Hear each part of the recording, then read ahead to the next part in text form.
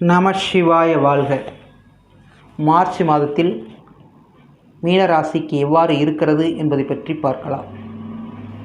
இந்த மாதத்திலே மீனராசிக்கு கிரக நிலைகள் என்று வைத்துக்கொண்டால், அதாவது ராசியினுடைய நிலையில் சுக்கிர பகவானும் ராகு பகவானும் புதன் பகவானும் இடம்பெற்றிருக்கிறார்கள். இவற்றின் மூலம் அவர் பரிவர்த்தனையும் அடைகிறார். இவற்றின் மூலம் என்ன நன்மையான ஒரு அமைப்பாக பார்க்கப்படுகிறது. இந்த மாதத்தில் பரிவர்த்தனை மூலம் ஒரு செயல் வெற்றி அடைகிறது. 3ஆம் இடத்திலிருந்து இவருக்கு தொடர்பு ஏற்படுகிறது. 3ஆம் இடத்து என்றால் காரியத்தில் வெற்றி, தடை தாமதமாக இருந்தால் அவற்றின் மூலம் நிவர்த்தி செய்யக்கூடிய அமைப்பு, அவற்றின் மூலம் வெற்றி அடைகிறது. சரி, இந்த மாதத்தில் என்ன பொருளாதாரம், அதாவது தொழில் வகையில் இவங்க மிகவும் ஒரு அற்புதமான நிலையை அடைகிறாங்க. எப்படிங்க? சனி பகவானுடைய விரயத்திலிருந்து ராசிக்கு உள்ளே நுழைகிறார். அதன் மூலம் இவர்களுக்கு மிகவும் அற்புதமான ஒரு தொழில் வாய்ப்புகள் கூடுகிறது, ஆர்டர் வகையில் கூடுகிறது, வாடிக்கையாளருடைய நிலை மேம்படுகிறது, வாடிக்கையாளர் வைத்திருந்த நிம்மதியான, அதாவது ஒரு நம்பகத்தன்மையை கூட்டுகிறது என்று எடுத்து காட்டுகிறது. இந்த சூரியத்தன்மை, ஒரு சூரிய பகவானுடைய நிலையும் அங்கு ஒத்துழைப்பாக வருகிறது. அதன் மூலம் இவர்களுக்கு ஒரு நன்னிலை காலமாக பார்க்கப்படுகிறது. தொழில்ஸ்தானம், இந்த தொழில் மூலம் தொழில் எப்படி இருக்கிறது என்று சொன்னால் மிகவும் அற்புதமான ஒரு அமைப்பாக பார்க்கப்படுகிறது.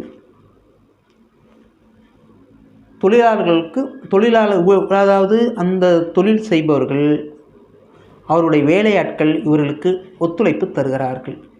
ஒரு சில சமயங்கள் சில பிரச்சனைகள் ஏற்பட்டாலும் குரு பகவானுடைய பரிவர்த்தனை இவருக்கு நன்மையாக முடிகிறது. சில விஷமிகள் உள்ளே இருந்தாலும் கூட அவர்களை களைந்தெடுத்து வெற்றியை தரக்கூடிய அமைப்பாக பார்க்கப்படுகிறது. ஏனென்றால் குரு பகவானுடைய அங்கு பரிவர்த்தனை. ஆகவே அதன் மூலம் இவர்களுக்கு நன்மை ஏற்படுத்தக்கூடிய அமைப்பாக பார்க்கப்படுகிறது. தொழில் மூலம்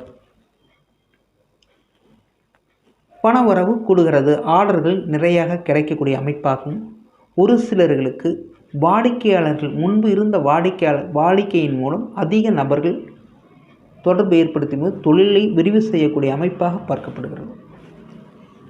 வேலை செய்ய நபர்களுக்கு அதாவது வேலை செய்பவர்கள், தொழில் செய்பவர்கள் இருக்கிறார்கள், ஒரு சிலர்கள் வேலை செய்பவர்களும் இருக்கிறார்கள். பல அரசு தொழில் சார்ந்தவர்கள் அல்லது தனியார் தொழில் வகையில் இருப்பவர்கள், இவர்களுக்கெல்லாம் எவ்வாறு இருக்கிறது என்பதை பார்ப்போம். வேலை என்று சொன்னால் 6ஆம் இடம், அவற்றின் மூலம் கிடைக்கக்கூடிய அமைப்பு என்றால் சூரிய பகவானுடைய நிலை. அவர் விரயத்தில் இருக்கிறார். 15 நாளைக்கு நிம்மதியற்ற நிலை ஏற்படுத்துகிறது.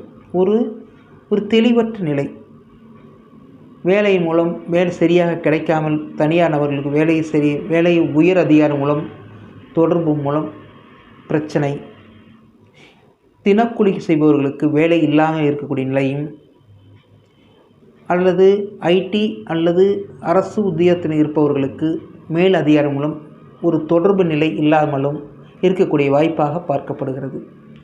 திரும்ப 15 நாள் அல்லது சூரிய பகவானுடைய குரு, அதாவது மீன வீட்டிற்கு வரும்பொழுது இவருக்கு வெற்றிக்கான அமைப்பாக பார்க்கப்படுகிறது.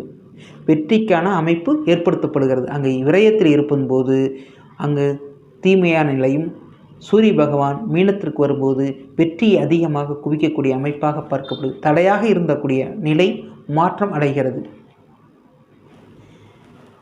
குடும்பம், அதாவது குடும்பத்தில் இருக்கக்கூடிய நபர்கள், குடும்ப நபர்கள், தாய் தந்தை, ஜாதகர், மனைவி, குழந்தைகள், இவற்றின் மூலம் டென்ஷனை ஏற்படுத்தக்கூடிய அமைப்பு.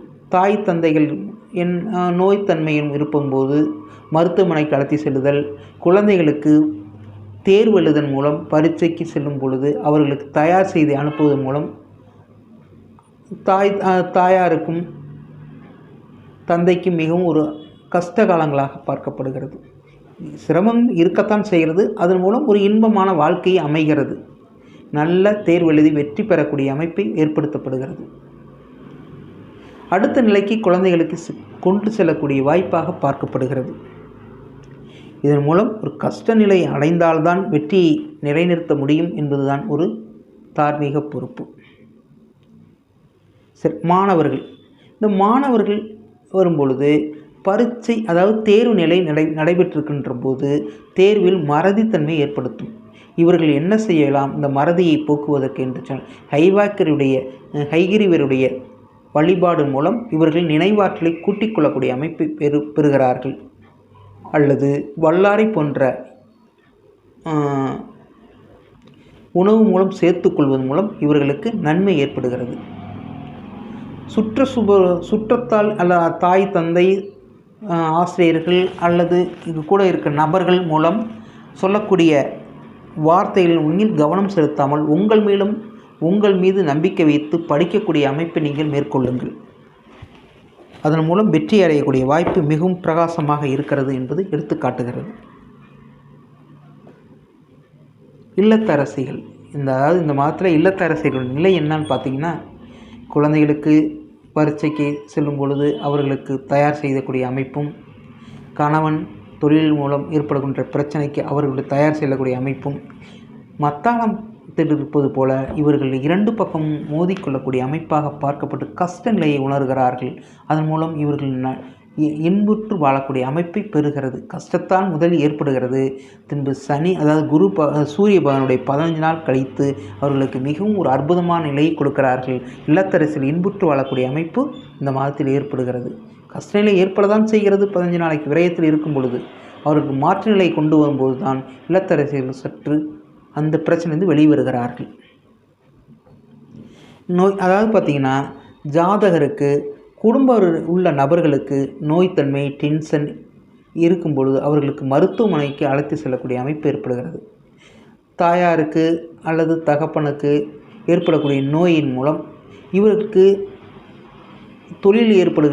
தொழிலுக்கு செல்ல முடியாத நிலையும் தடை ஏற்படுத்தக்கூடிய நிலை மூலம் டென்ஷனை ஏற்படுத்துகிறது, கால தாமதத்தை ஏற்படுத்துகிறது. ஆகவே இவர்கள் கொஞ்சம் டென்ஷன் மூலம் இருக்கக்கூடிய அமைப்பாக பார்க்கப்படுகிறது.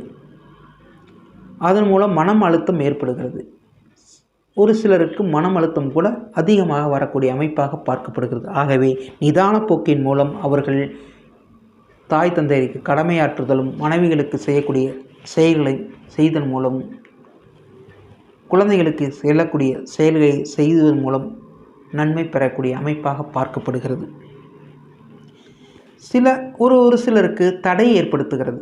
என்ன தடை?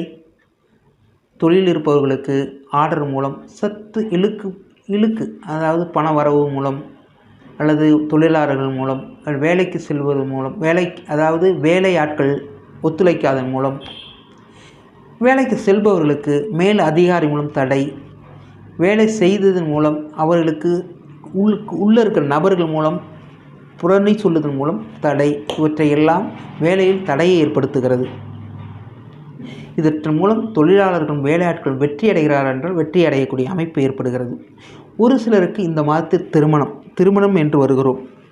திருமணம் கைகூடக்கூடிய அமைப்பாக பார்க்கப்படுகிறது.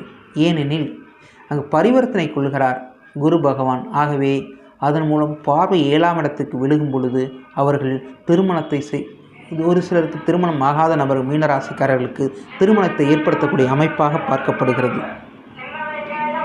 நீண்ட நாட்களாக நடைபெறாத இருந்த திருமணத்தை பேச்சுவார்த்தை தொடங்கக்கூடிய நிலை ஏற்படும்.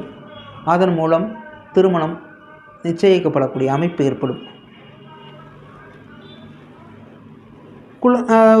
ஒரு சிலர் திருமணமாகி குழந்தை பாக்கியத்திற்காக காத்திருக்கக்கூடிய நபர்களுக்கு குழந்தை பாக்கியத்தை தரக்கூடிய அற்புதமான நிலையாக பார்க்கப்படுகிறது. ஏனென்றால் குரு பகவானுடைய பரிவர்த்தனை மூலம் 5ஆம் இடத்தை பார்க்கிறார். அதன் மூலம் அவர்களுக்கு குழந்தை பாக்கியம் கிடைக்கிறது. குழந்தை பாக்கியத்திற்காக காத்து கொண்டிருப்பவர் நபர்களுக்கு குழந்தை பாக்கியத்தை பெறக்கூடிய அமைப்பாக பார்க்கப்படுகிறது. பணவரவு என்று சொன்னால் இந்த தொழில் மூலம் கடன் ஏற்படுத்தி ஒரு சிலருக்கு கடனை ஏற்படுத்தும். இந்த கடன் கட்டக்கூடிய நிலை ஏற்படும். ஒரு சிலருக்கு வரக்கூடிய பணம் வராமல் இருந்து தடை ஏற்படும். அந்த தடையை போக்கி 15 நாட்களுக்கு பிறகு அதாவது சூரிய பகவானுடைய பெயர்ச்சிக்கு பிறகு நன்னிலை பெறுகிறார்கள். ஆகவே பணவரவு மூலம் நன்மையை ஏற்படுத்துகிறது என்பதை இதன் மூலம் தெரிந்து கொள்கிறோம். நமசிவாய வாழ்க. பிரிதொரு வீடியோவில் சந்திப்போம்.